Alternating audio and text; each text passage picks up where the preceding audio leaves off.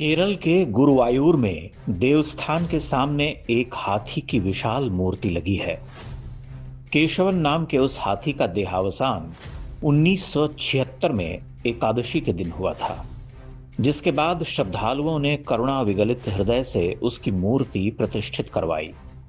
35 वर्ष तक हर उत्सव में देवता की प्रतिकृति यानी थिडंबु को केवल केशवन की पीठ पर सजाया जाता रहा। केशवन की दिव्य चेतना इतनी सूक्ष्म थी कि वह केवल उन्हीं भक्तों को अपने अग्रपाद मोड़कर सामने से आरोहण की अनुमति देता जो देवपालकी उठाया करते।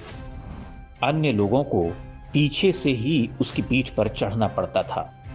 वह अपने जीवन काल में एक बार भी हिंसक न हुआ। जब वह अंतिम बार अयप्पा स्वामी की प्रतिकृति अपनी पीठ पर लिए उत्सव में चला जा रहा था, तभी उसकी देह में थरथराहट होने लगी, किंतु उसने देव प्रतिमा को गिराया नहीं। वह ठहर गया, मानो कोई दुखद संकेत कर रहा हो, अपने अशक्त असहाय होने का मौन संकेत। उसे उसके निवास स्थल पर ले जाया गया, जहां उसने लगभग 24 घंटे तक उपवास कर अपने प्राण त्यागे। प्राणोत्सर्ग से पहले उसने अपना शुंड उठाकर भगवान को प्रणाम किया। अपनी अंतिम मूक प्रणति के साथ ही एकादशी के दिन वह विदा हुआ। केशवन वहां के राज परिवार का गज था, जिसे नीलांबूर के जंगल से लाया गया था। राज परिवार ने देवता से प्रार्थना करते हुए कहा था कि अगर वह अपने कष्टों से मुक्त हुए तो एक हाथी स्वामी के चरणों में सेवा के लिए सौंप देंगे। स्वामी की कृपा हुई। केशवन नाम का गजराज भगवान अयप्पा का सेवक बन गया। केशवन की कथा पढ़कर कोई भी जड़ हो सकता है, लेकिन केशवन की दिव्य कथा से पहले दक्षिण अफ्रीका के पर्यावरणविद लॉरेंस एंथनी का लोमहर्षक वृत्तांत पढ़ना भी आवश्यक है। दक्षिण अफ्रीका के पर्यावरणविद, संरक्षणकर्ता और अन्वेषक लॉरेंस एंथनी ने विलुप्त प्राय प्राणियों, जनजातियों के संरक्षण और उनके पुनर्वास में अपना जीवन लगाया था। उन्होंने भिन्न भिन्न जंगली जानवरों के संरक्षण के क्रम में एक वक्त जुलूलैंड के थुला थुला गेम रिजर्व में कई जंगली हाथियों को बचाया था।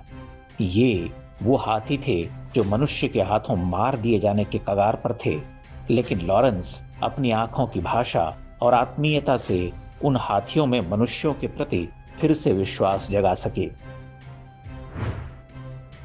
ये हाथी लॉरेंस से परिचित होने से पूर्व इंसानों को मार डालते थे या खुद मारे जाते थे। लॉरेंस ने न सिर्फ उन हाथियों को बचाया, बल्कि मनुष्य और पशु के सहअस्तित्व को पुनर्परिभाषित भी किया, जो कि 2012 में उनकी मृत्यु के बाद एक अविस्मरणीय घटना से प्रमाणित हो जाता है। लॉरेंस की मृत्यु के 2 दिन बाद 112 किलोमीटर दूर के जंगलों से 31 मतंगों का झुंड उनके घर तक आ पहुंचा। यह गजदल 2 दिनों तक लॉरेंस के घर के बाहर डेरा जमाए रहा। इस दौरान हाथियों के इस झुंड ने कुछ खाया पिया भी नहीं। उन्होंने लॉरेंस के गुजर जाने का शोक वैसे ही मनाया जैसे अपने झुंड के किसी सदस्य की मृत्यु पर मनाते रहे थे। 2 दिन के बाद सभी महाकाय पशु धीरे धीरे अपने वन में लौट गए। यहां आश्चर्यजनक बात यह नहीं है कि हाथियों ने इंसान की मृत्यु का शोक मनाया, बल्कि आश्चर्यजनक बात यह है कि संवाद का वह कौन सा तार था जो लॉरेंस की मृत्यु का संदेश लेकर उन हाथियों तक जा पहुंचा। दिशाओं से मिलने वाला वह कौन सा ज्ञान, आत्मा का वह कौन सा दृश्य आलेख, जिसे पढ़कर कुंजरों को यह ज्ञात हो गया कि उन्हें जीवन देने वाले लॉरेंस अब इस दुनिया से जा चुके हैं। क्या यह साक्षात ईश्वरीय अनुभूति नहीं है? लॉरेंस ने 2003 में इराक पर अमेरिकी हमले के दौरान बगदाद के चिड़ियाघर से जानवरों को भी बचाया था। मृत्यु से पहले वह विशालकाय सफेद गैंडों को बचाने में जुटे हुए थे।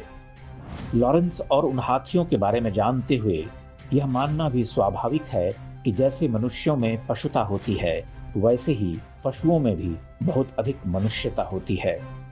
दोनों के सह अस्तित्व की भूमिका उसी मनुष्यता से तैयार होती है जो दोनों में समान रूप से विद्यमान है। प्राचीन भारत के दर्जनों मंदिरों की भित्तियों और प्रवेश द्वार के आसपास, विशेषकर मुख मंडप आदि पर गजदलों को शोभायमान पाया जाता है। ये गज मूर्ति रूप में अनिवार्य रूप से इन मंदिरों में पाए जाते हैं। किसी भी अन्य पशु की उपस्थिति मंदिरों में उतनी नहीं होती जितनी हाथियों की होती है। इन दोनों कथाओं से हाथियों की इस उपस्थिति का उत्तर भी हमें मिल जाता है।